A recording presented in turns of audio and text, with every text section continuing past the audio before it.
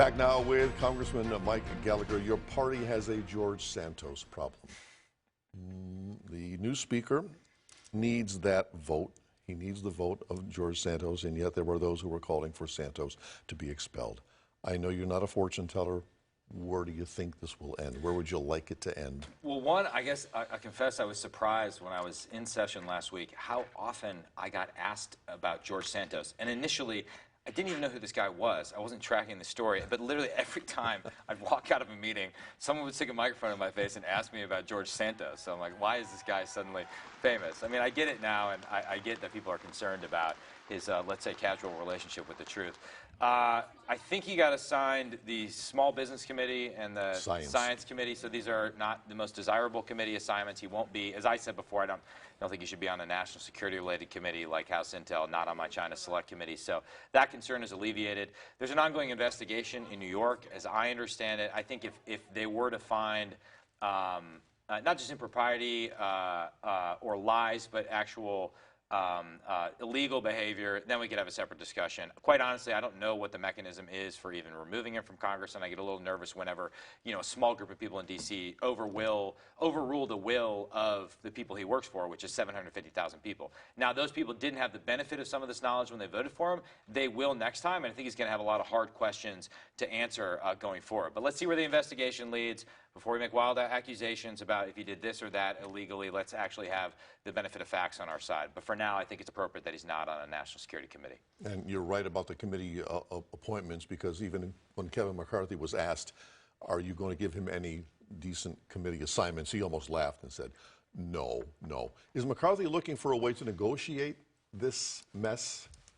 I don't think so. I mean, I think McCarthy, in some ways, I can't speak for him. I think a lot of us are just, we're trying to understand where the story leads, what the actual truth of the matter is. I mean, it seems like he sort of blatantly lied in various areas. Although if we're going to start removing politicians for lying, we're going to significantly reduce the membership of the House of Representatives. Now, his may be more blatant than most, but the point stands. So I don't know. I think we're just trying to figure out, okay, what's the truth of the matter, and then what's the appropriate response from Congress. Ultimately, though, however, in our constitutional system of government, the appropriate response is for the people of his district, where the power resides, to make that call on whether or not they want to reelect him if he doesn't decide to resign. And I think if it becomes known that he did anything criminal, I think the pressure to resign would be immense and overwhelming. This doesn't do great things for voter mistrust. How do you get the trust back, especially those 750,000 voters in New York in his district? Well, the good news is for the people of Northeast Wisconsin is that he does not represent Northeast Wisconsin.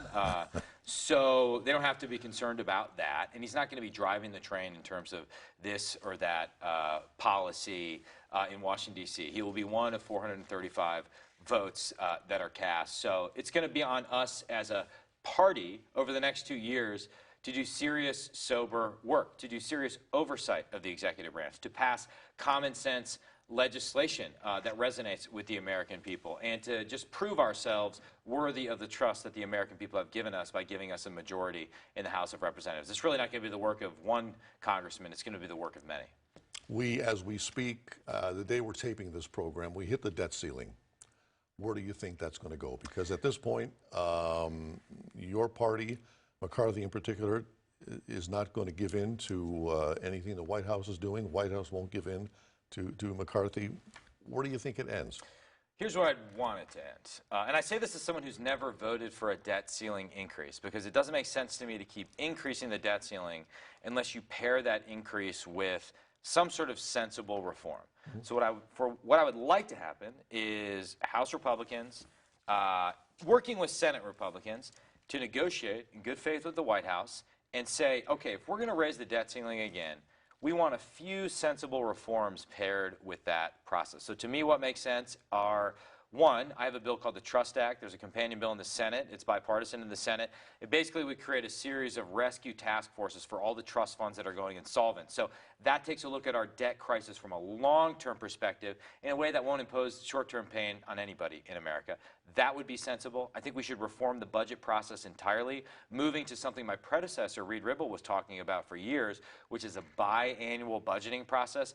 And third, if you want to put something else in there, I would be in favor of Senator Johnson has a bill that's reducing the size of the government through attrition. So over the course of a decade window, you reduce the size of the federal government workforce by about 10 or 15% simply by just not rehiring positions when people retire. So those are some fiscally responsible, sane, common sense things we can pair with a debt ceiling increase that I think we can look the American people in the eye and say, this isn't just business as usual. We're not just going to continue to bankrupt our country, but we're going to avoid that short-term default on our debt payments. So to me, that would be the grown-ups all getting together in a room and coming up with a solution. Nobody's going to get 100% of what they want.